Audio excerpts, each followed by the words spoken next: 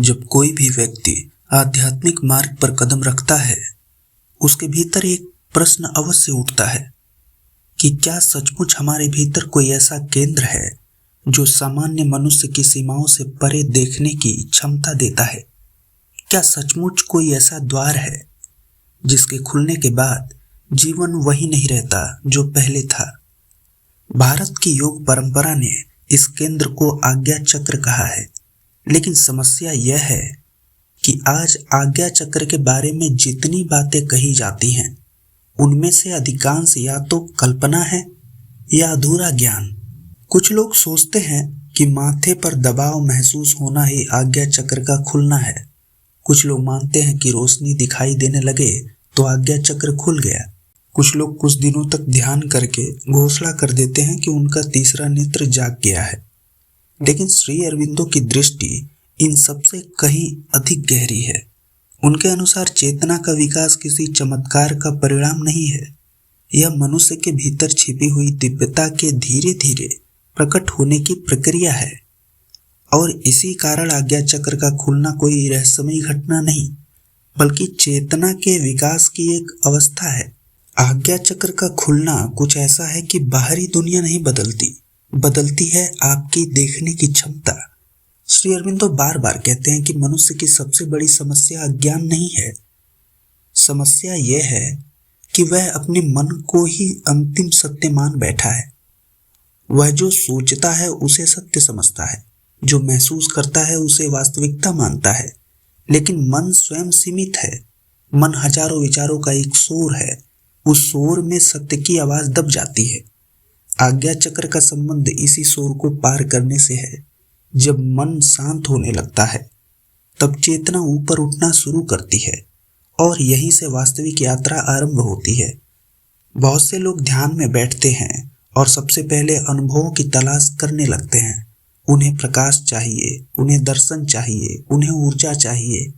लेकिन श्री अरविंदो कहते हैं कि अनुभवों के पीछे भागना सबसे बड़ा जाल है, क्योंकि अनुभव आते जाते रहते हैं।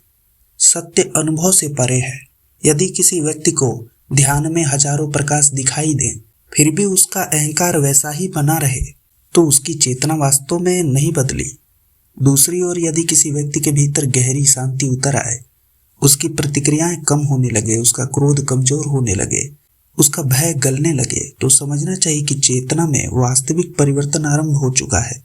यही आज्ञा चक्र के खुलने की प्रारंभिक तैयारी है, क्योंकि आज्ञा चक्र कोई भौतिक अंग तो है नहीं, यह चेतना का एक केंद्र है। और चेतना का केंद्र तभी सक्रिय होता है जब जीवन की ऊर्जा सही दिशा में बहने लगे। अब प्रश्न उठता है कि वह सही दिशा क्या है। यहाँ श्री अरविंदो कहते हैं कि मनुष्य की ऊर्जा सामान्यतः नीचे की ओर बहती है। इच्छाओं में, भयों में, कल्पनाओं में, असुरक्षाओं में, दूसरों से अपनी तुलना करने में, मान सम्मान की भूख में। इसी कारण उनकी चेतना बिखरी हुई रहती है। जिस व्यक्ति की ऊर्जा बिखरी हुई हो, उसका आज्ञा चक्र कैसे खुलेगा? आज्ञा चक्र का अर्थ ही है केंद्रित चेतना, जहां ऊर्जा बिखरी नहीं होती, जहां भीतर एकाग्रता का सूर्य उगने लगता है। ध्यान दीजिए, जब आप किसी बात को लेकर अत्यंत चिंतित होते हैं, तो आपके भीतर कितनी ऊर्जा नष्ट होती है। घटना अभी हुई भी नहीं होती, लेकिन मन 100 बार उसे जी चुका होता है।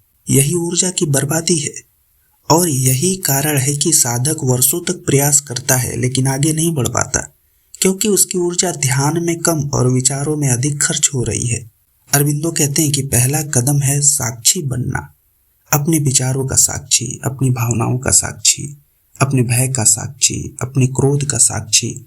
जिस दिन आप अपने मन को देखने लगते हैं, उसी दिन आप अपने मन से अलग होना शुरू कर देते हैं और यही विभाजन चेतना को ऊपर उठाने लगता है। आज्ञा चक्र का द्वार बलपूर्वक नहीं खुलता। वह तब खुलता है जब देखने वाला और विचार अलग अलग दिखाई देने लगे। अब एक दिन अचानक साधक को अनुभव होता है कि विचार आ रहे हैं, लेकिन वह विचार नहीं है, वह भावना नहीं है। शरीर थका हुआ है, लेकिन वह शरीर भी नहीं है। यहीं से चेतना का केंद्र बदलने लगता है। पहले वह मन में था, अब वह साक्षी में आ रहा है और जब चेतना साक्षी में स्थिर होने लगती है, तब आज्ञा चक्र के क्षेत्र में सूक्ष्म परिवर्तन आरंभ होते हैं। लेकिन यहाँ एक और खतरा है। बहुत बड़ा खतरा, अहंकार का खतरा। आगे का भाग और भी गहराई में जाएगा, जहां हम समझेंगे कि क्यों हजारों साधक आज्ञा चक्र के द्वार तक पहुंचकर भी रुक जाते हैं, कैसे अहंकार आध्यात्मिकता का रूप धारण कर लेता है और श्री अरविंदो के अनुसार वह कौन सी आंतरिक क्रांति है जिसके बिना चेतना का यह केंद्र कभी पूर्ण रूप से नहीं खुलता। तो अहंकार का यह जाल इतना सूक्ष्म होता है कि साधक को पता भी नहीं चलता कि वह उसमें फंस चुका है। संसार में अहंकार कहता है कि मैं दूसरों से बड़ा हूँ। आध्यात्मिकता में भी वही अहंकार कहता है कि मैं दूसरों से अधिक जागरूक हूँ। संसार में वह धन पर गर्व करता है, साधन में वह अनुभव पर गर्व करता है। यही कारण है कि श्री अरविंदो ने बार बार चेतावनी दी कि चेतना की यात्रा में सबसे बड़ा शत्रु अज्ञान नहीं बल्कि आध्यात्मिक अहंकार है। क्योंकि अज्ञानी व्यक्ति सीख सकता है, लेकिन जो स्वयं को ज्ञानी मान बैठा है उसका द्वार बंद हो चुका है। आज्ञा चक्र का संबंध ज्ञान से है, लेकिन उस ज्ञान से नहीं जो पुस्तकों से मिलता है। यह उस मौन ज्ञान से जुड़ा है जो भीतर से प्रकट होता है, और भीतर का ज्ञान केवल उसी में उतरता है जो खाली हो गया हो। एक भरे हुए पात्र में नया जल नहीं डाला जा सकता। इसी प्रकार विचारों, धारणाओं और स्वयं की महानता की भावनाओं से भरा हुआ मन दिव्य चेतना को ग्रहण नहीं कर सकता। और यहीं से साधना का दूसरा चरण शुरू होता है। मन को शांत करने से भी अधिक कठिन चरण समर्पण का चरण। आज की दुनिया में समर्पण शब्द को अक्सर गलत समझा जाता है। यहाँ लोग समझने लगते हैं कि समर्पण का अर्थ है कमजोर हो जाना, लेकिन श्री अरविंदो के अनुसार समर्पण कमजोरी नहीं बल्कि सर्वोच्च शक्ति है। क्योंकि जब तक व्यक्ति स्वयं सब कुछ नियंत्रण करना चाहता है तब तक उसकी चेतना सीमित रहती है, लेकिन जिस क्षण वह स्वीकार कर लेता है कि उसके भीतर उससे कहीं बड़ी एक शक्ति कार्य कर रही है, उसी क्षण परिवर्तन आरंभ हो जाता है। सोचिए, हृदय कौन चला रहा है, श्वास कौन चला रहा है, रात को जब आप सो जाते हैं तब शरीर का संचालन कौन कर रहा है? आप नहीं, फिर भी सब कुछ चल रहा है। इसका अर्थ है कि जीवन के पीछे कोई गहरी बुद्धि कार्यरत है। अरविंदो उसे दिव्य चेतना कहते हैं। आज्ञा चक्र का खुलना इसी दिव्य बुद्धि के प्रति ग्रहणशील होने की प्रक्रिया है।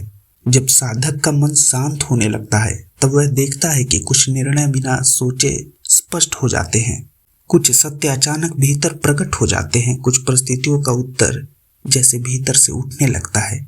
यह कल्पना नहीं होती, यह अंतर्ज्ञान का जन्म होता है, और अंतर्ज्ञान आज्ञा चक्र की ही पहली झलक है। ध्यान रहे, अंतर्ज्ञान और कल्पना में बहुत अंतर है। कल्पना मन बनाता है, अंतर्ज्ञान मौन से आता है। कल्पना में उत्तेजना होती है, अंतर्ज्ञान में शांति होती है। कल्पना संदेह छोड़ जाती है, अंतर्ज्ञान स्पष्टता छोड़ जाता है। जैसे जैसे साधक भीतर उतरता है वह एक अद्भुत तथ्य को समझने लगता है कि उसकी अधिकांश समस्याएं बाहर थी ही नहीं, वे उसके मन के निर्माण थे।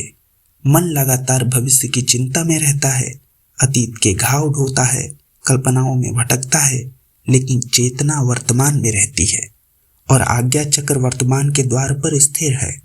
अब जो वर्तमान में नहीं जी सकता वह इस केंद्र की ऊर्जा को समझ नहीं सकता। इसलिए ध्यान केवल आंख बंद करना नहीं है, ध्यान वर्तमान में लौटने की भी कला है। जब आप पूरी तरह वर्तमान में होते हैं तब मन की पकड़ कमजोर होने लगती है, और जैसे जैसे मन की पकड़ ढीली पड़ती है वैसे वैसे चेतना का प्रकाश उभरने लगता है।